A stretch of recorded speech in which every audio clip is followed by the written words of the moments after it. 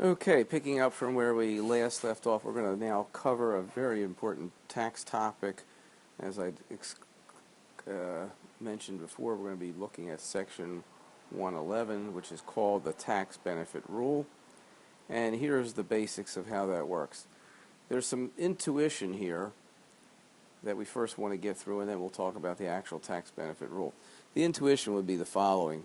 Suppose in 2000, let's say 15, you deducted expenses for a business, and we don't need to know all the details of income taxation of businesses right now, but we do know from class that the U.S. system taxes the net, so it allows for business deductions.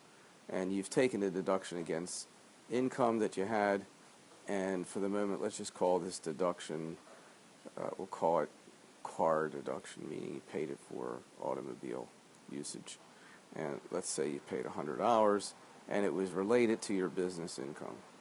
So under the net system, this is deducted, it reduces, and this would be a deduction for AGI, so it reduces your adjusted gross income.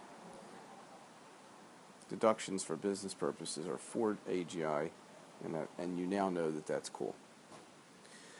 Okay, so that's in 2015. 2016 comes along, and the person that you paid the $100 to for the car winds up, for whatever reason, we don't really need to know the reason, winds up returning to you the $100.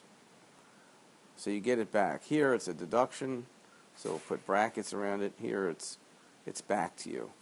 Now you took a tax deduction for it back in 2015, reducing your adjusted gross income and hence your taxable income, but now you got it back.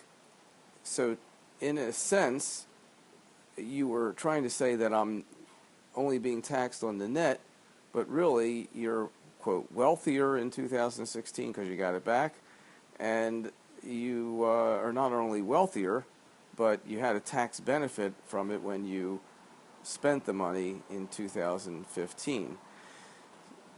Because you had a tax benefit in 2015, in 2016 this becomes an increase to your wealth. You have to undo the fact that you took the deduction for it, and you have to recognize it as income in 2016.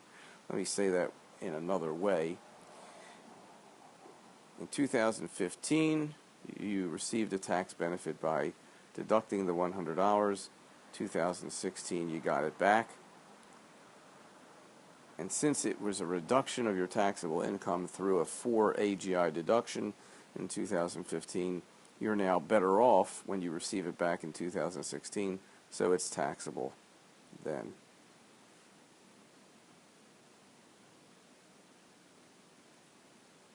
One other example, which I didn't intend to do, but just to clarify, suppose in 2015 you spent $100 for,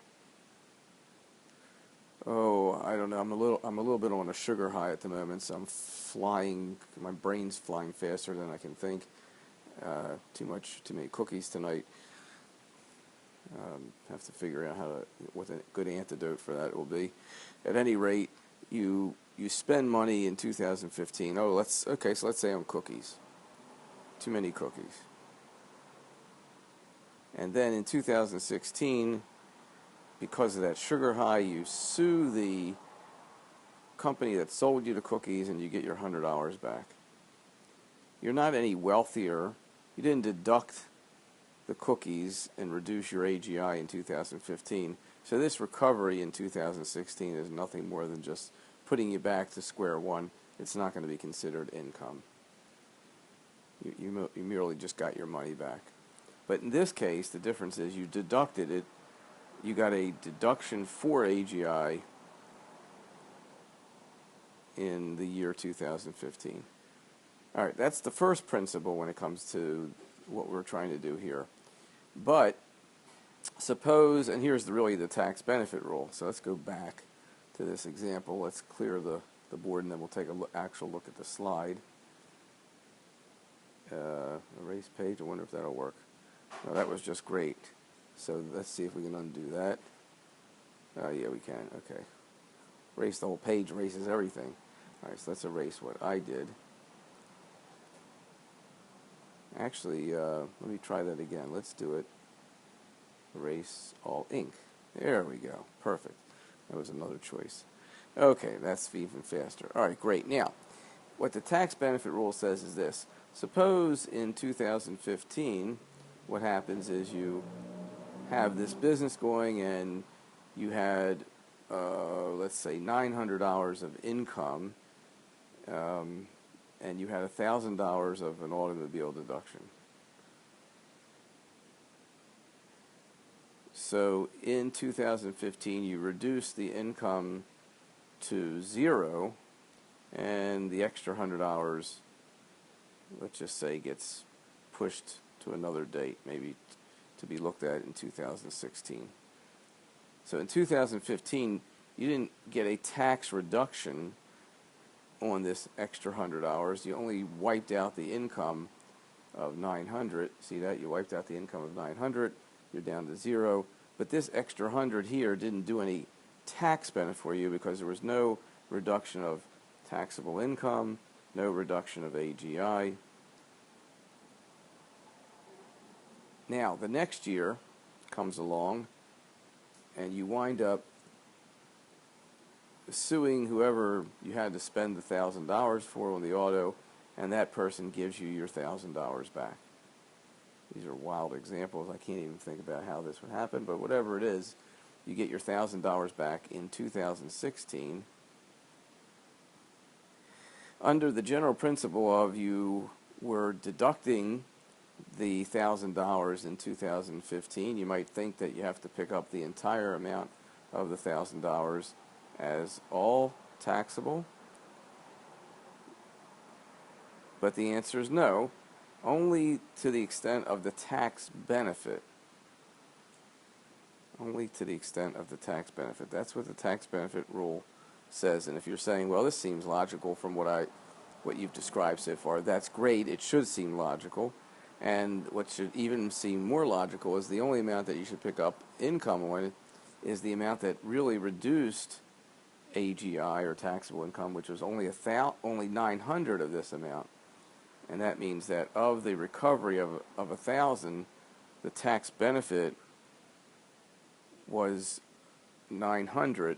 So you should only have to pick up $100 of tax in of taxable income, that is, in 2016.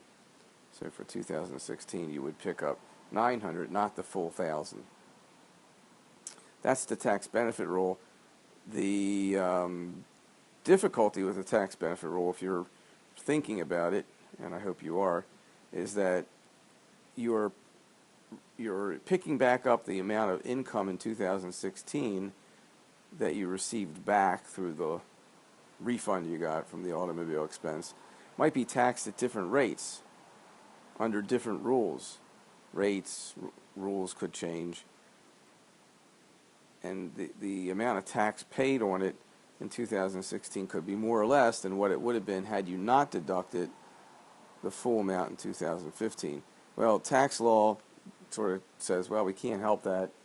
We just have to live with it. We can't be continuing filing amended returns for the prior years, so we just have to live with the disparity. So certain disparities can end up occurring with the tax benefit rule. It just is the way it is. Let's take a look at the slide itself. It talks about the tax benefit rule. This first says what I already described, so that's a summary, and that deductions may sometimes be reimbursed, and you have to pick those deductions that are reimbursed back up into income unless the tax benefit rule applies, which would say refunds of expenditures deducted in a prior year or including gross income, only to the extent that the refund reduced taxes in the year of the deduction. Here next on this slide, we'll give you the classic case of where you're going to need to be thinking about the tax benefit rule. Unfortunately, rather not unfortunately, but fortunately, the tax softwares do this for you, or can help you do it, but you need to know what's going on when you do a tax return. And here it is. Last year, Courtney reported $9,300 in itemized deductions. What they are doesn't matter, but we know that they give you a tax benefit reducing taxable income. In this case, it's a from AGI deduction, but that doesn't matter because taxable income still goes down with these deductions and you get a tax benefit. So included in this deduction of itemized deductions, $3,500 was state income taxes paid, and that's great. However, the standard deduction was $9,100, which means of the $3,500 in state income taxes, really only $200 of this amount created a tax benefit. Now let's get a little bit complicated to see, so bear with me. If she had not itemized, Courtney would have had a standard deduction of $9,100. By doing her itemization, which included $3,500 of state income taxes, right there, it put her over the top of the $9,100 to the extent of $9,300, only $200 higher than the standard deduction. Her choice was to take the standard deduction, which is A, or the itemized deduction amount, which is B. So either way you look at it, she would have gotten this amount. She got $200 more. So of the $3,500 paid for state income taxes, the amount of that she got a tax benefit of, a tax benefit reducing taxable income, arguably was only $200, because that's the amount that went above the standard deduction. So if she were to receive a refund next year on her state income taxes of $3,500, the only amount she has to pick up in income is the amount where she got a tax benefit, $200. So this was 2015 she paid, 2016 she gets the refund. In 2016, the only amount that's income to her is the amount that she received a tax benefit on in the year before. Let's take a look at the slide and see how it reads. Let's see if they say what I say. Okay. All right, so $3,500 was included as part of the $9,300. This year, the next year, after the year of the deduction, she received $420 back of the $3,500. All right, so her refund, in the way they do the example, was only $420 of the $3,500 she paid, and then it asks the question, under the tax benefit rule, section 111, how much of the $420 refund should she include in income this year? And, well, there it is, the same answer I was giving you before, just $200, because that's the only amount that she got a tax benefit on between the itemized and the standard deduction. That's basically what section 111 says.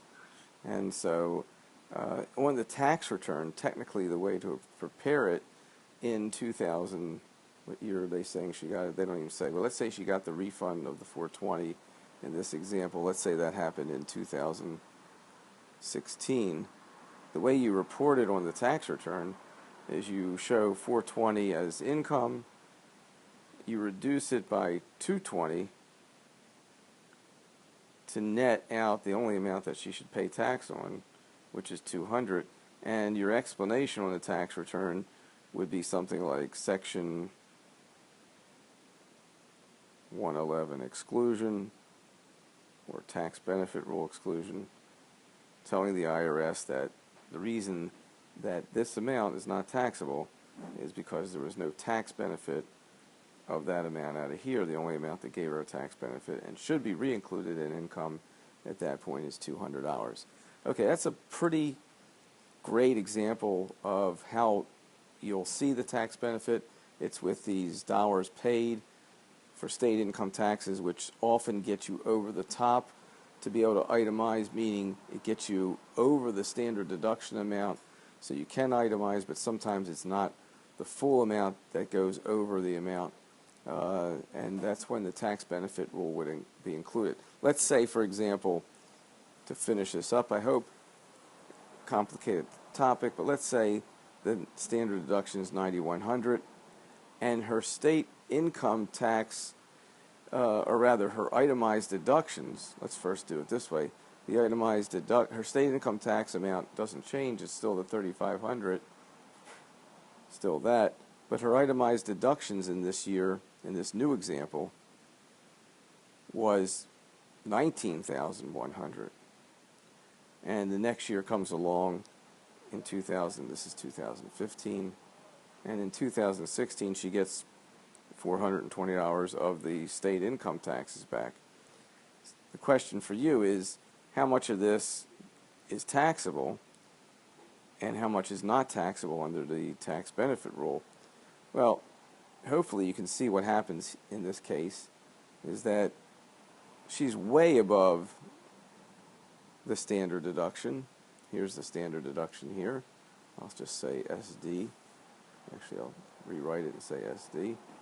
This is her standard deduction, but she's way above it, and she's not. She's the $3,500 is already all overly. That's bad English. Let's go back. The $3,500 she paid in state income taxes wasn't what was needed to get her over the standard deduction. What other itemized deductions she had already got her over the $9,100. The state income taxes just added on to get her up to a total of $19,100. So you could say one way to do it would be, okay, subtract $19,001 or take $19,100 and subtract the state income taxes. You're still higher than the standard deduction. You're still higher than the standard deduction, and that's the key. You're still at $15,600. So even without the state income taxes, she would have itemized, and that means that of the state income taxes paid, she's getting a benefit of all of it. So when she gets back up here, the $420, it's all going to be taxable, no exclusion under the tax benefit rule. And again, that's because she got a benefit of all this amount. It added to an itemized deduction total that it was already above the standard deduction, so her from AGI is being reduced in total by every dollar of the state income taxes paid. All right, this is a tough topic, but it's a key core topic to make sure you understand. So I'm going to stop the tape here, go back to the text if you need to, and then we'll continue further next time.